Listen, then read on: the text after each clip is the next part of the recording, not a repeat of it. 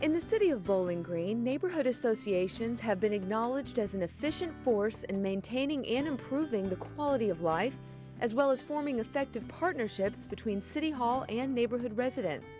In this edition of Spotlight on Bowling Green, we'll take a look at how neighborhood associations form, the benefits of organizing your own association, and the opportunities for citizen involvement.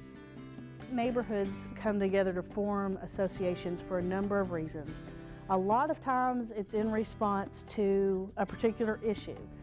In some cases, maybe there's a particular crime wave that's going on, or maybe where people feel threatened by things that are going on in the neighborhood.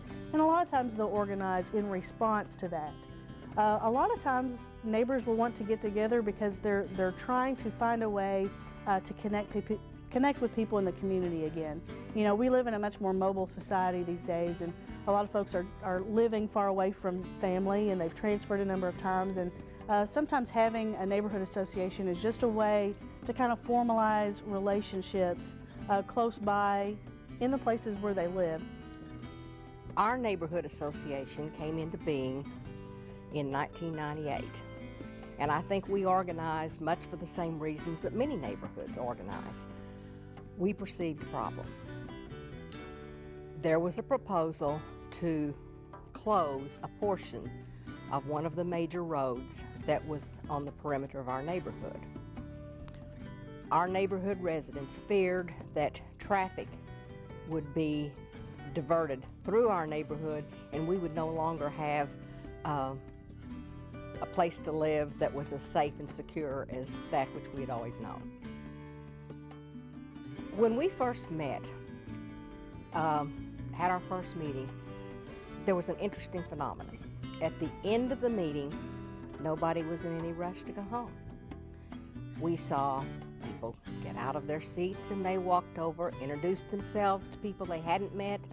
They reconnected with people they knew only slightly, and some, particularly some of the more elderly residents, were thrilled to be out and talk to some of the other residents that they had known, you know, for years and years and years, but they were no longer able to interact with. All of a sudden, we saw that there was real benefit in our coming together like this, and there were reasons to stay together beyond the time when this problem was in front of us. When we organized, we determined that our goal, our purpose would be to promote the safety and stability of our neighborhood through group action. Our purpose was to address needs that we perceived in our neighborhood and to get to know each other a little better. We have a wide range of levels of organization and formality in our neighborhood groups. We range everything from a 2-block area of neighbors who have no written bylaws, no dues. They have co-coordinators. They don't really have elected officers, but it's a really tight-knit group of neighbors that meet informally, that speak a lot to each other and stay in contact with themselves and with city government. On the other end, we have mandatory membership homeowners associations that have very detailed bylaws, a board of directors. They own and maintain common property, and they even have restrictions that govern, for example, what kind of additions might be made on the property and what materials those things might be made out of. So we have everything from the most complex formal structure to a neighborhood organization, all the way down to a very tightly knit but informal group of neighbors, both of which are working to improve or to maintain the quality of life in their neighborhood. I help provide them with a little bit of a how-to so that they don't feel like they're out on their own trying to reinvent the wheel. I try to recommend goals that they might set for themselves, places to meet. I help a lot with planning the first meeting, getting the people to the first meeting. Neighborhoods organize themselves any way they want to, according to their own needs. We found that 2 meetings a year works really well for us. We meet more often if we need to.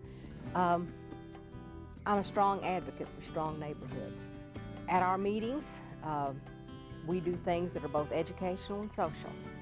We have had speakers from Greenways, from BGMU, from the fire department, the police department, planning and zoning, and we also have our annual block party, which is a lot of fun. One of the residents in our neighborhood pulls the barbecue smoker from the restaurant which he owns and puts it in front of his house, and Maryland Avenue is blocked off, usually on a Sunday afternoon in October. Residents show up with a covered dish and their lawn chairs, and we spend the afternoon visiting. It's a good time.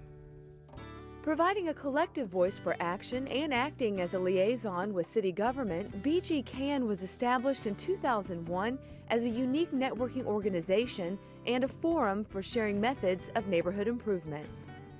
As president of BG CAN, one of my main interests is getting more neighborhoods involved. I have found that I've learned a lot more about our city by being involved as president and being on the board. And I really want to help Bowling Green to grow and to be a better place to live. One of the biggest benefits that BG CAN brings to the people that participate in it is the sense that you are not in this alone. There are other folks in other neighborhoods that are experiencing some of the same kinds of things that you are, good and bad. And it's a really nice forum to get together with those folks to share the old war stories, you know, the things that didn't work.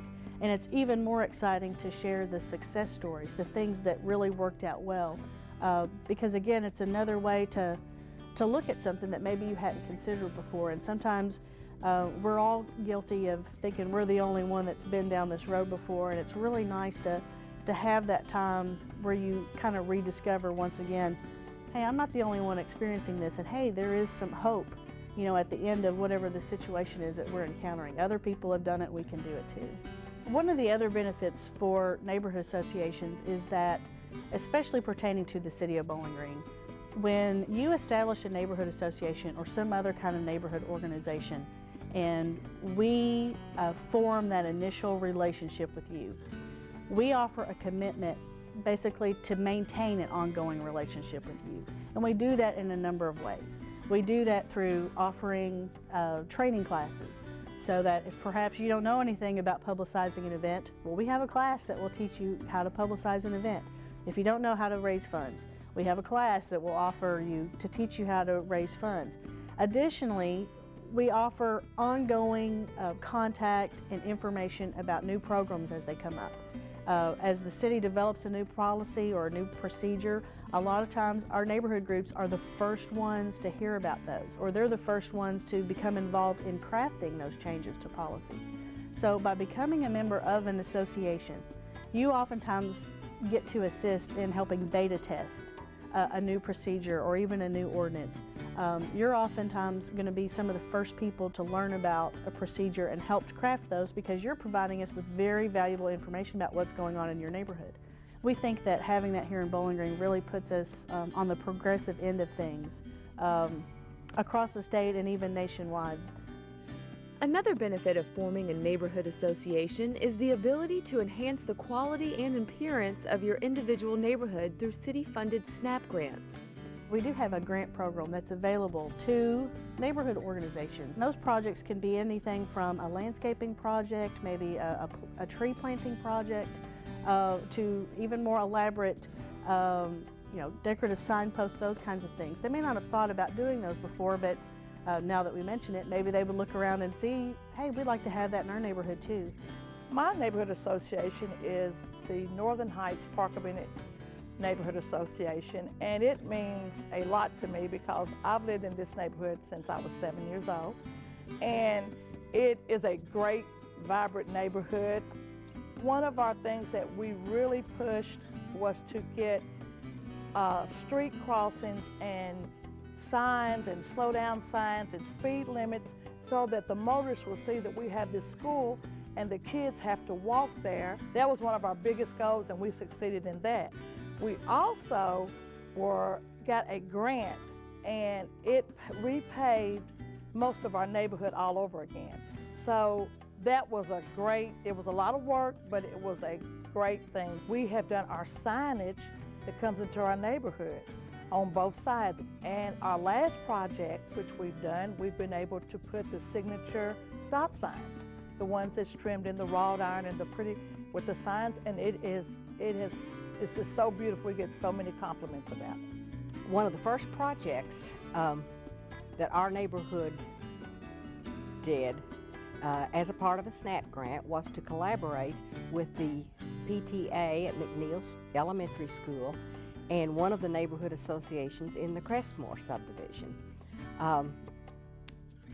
You always like to enhance that little corner of the world where you live, and the playground equipment at McNeil School was very, very old, and so our neighborhood association cooperated with these other two entities in securing funds to build a lovely state-of-the-art playground for the McNeil Elementary School.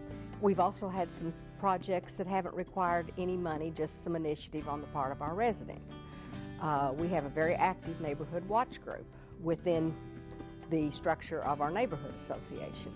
We find that folks that do know their neighbors on at least a casual basis and are able to recognize if there's something out of place or unusual going on in the neighborhood, they're more likely to care about that person and to report that suspicious activity to police.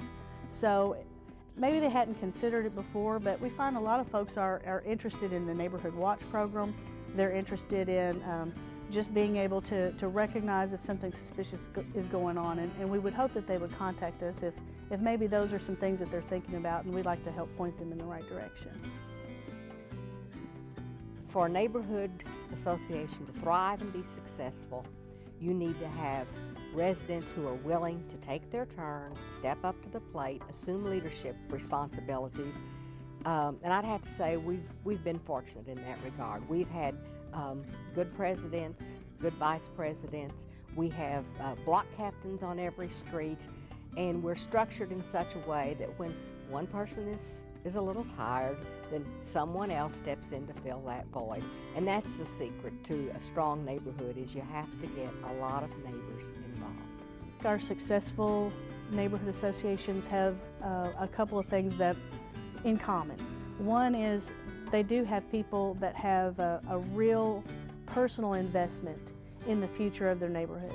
It's not enough for them just to look at it and think, hey, our neighborhood is great today. They are interested in the neighborhood staying great, for their kids and even for their grandkids. A lot of times it's been folks in a neighborhood, maybe they grew up there, and when they graduated college or they came back from the Army, they chose to purchase a home in the neighborhood where they grew up. But you don't have to have that to be a successful neighborhood association. You just have to have people that are willing to like people. It doesn't always require a lot of time, but just a little bit of time and a little bit of effort towards getting to know your neighbors and just staying with it, being persistent over time. We came up with a slogan, bricks and mortar form houses, but people shape neighborhoods. And I think that says a lot about the Bowling Green city neighborhoods. It's not just the neighborhood, but the people in the neighborhood are really what makes it. The way they come together and do things is what makes it a good place to live. If you have questions about this or any other Spotlight on Bowling Green, please call City Hall at 393-3000.